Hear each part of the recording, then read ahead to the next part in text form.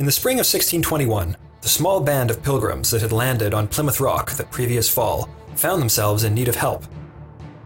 They received that help from the nearby Indian tribe of the Wampanoag.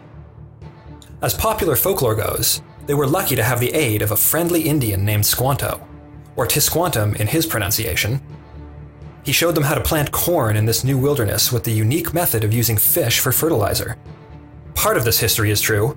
The hapless English colonists did receive the aid of Squanto. But the land in which the pilgrims made their new homes was no wilderness, but an old Indian village. Fish fertilizer was not an Indian tradition at all.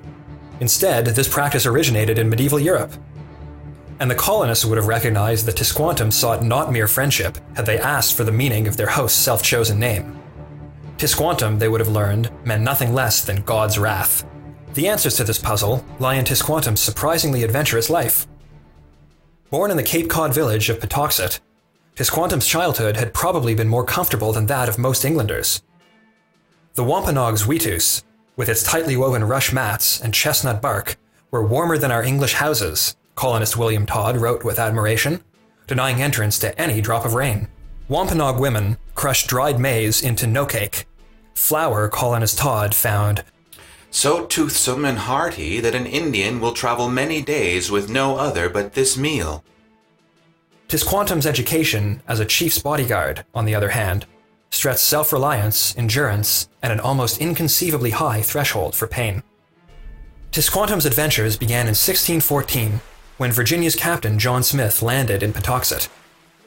He was hardly the first European visitor. Ships anchored at Cape Cod frequently, and Tisquantum's village had hosted Samuel de Champlain as recently as 1606. But things took a different turn when Smith left the village, leaving behind his lieutenant, Thomas Hunt. He lured several villagers on board and, following a bloody shootout, captured Tisquantum and at least 19 others to sell them into slavery in the Spanish port town of Malaga. There, he was rescued by a group of Catholic priests. The church had officially prohibited the enslavement of Native Americans in 1537.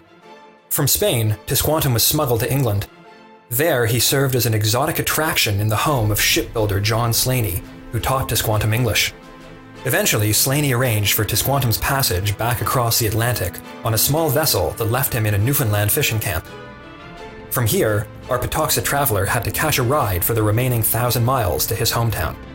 But when he finally got there, in the spring of 1619, the familiar coastline was deserted, and bleached bones were scattered among Patuxet's empty homes. When Smith's men had visited 5 years earlier, they had left behind a viral hepatitis. When Tisquantum had left, New England had a growing population of at least 100,000 souls. Now, 90% of them lay dead.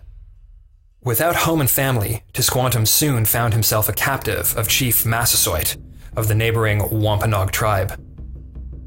It was at this moment that the Pilgrims landed at Plymouth Rock, which was their name for the abandoned village of Patuxet. They had no inkling that their friendly native had traveled far more than they had and was teaching them fertilizer tricks he had picked up in Europe. Neither did they suspect that he was using them in his efforts to restore Patuxet, gain his freedom from Massasoit, and make himself head of the Wampanoag Federation. In the end, though, illness and his death foiled his plans, as it had that of his many countrymen.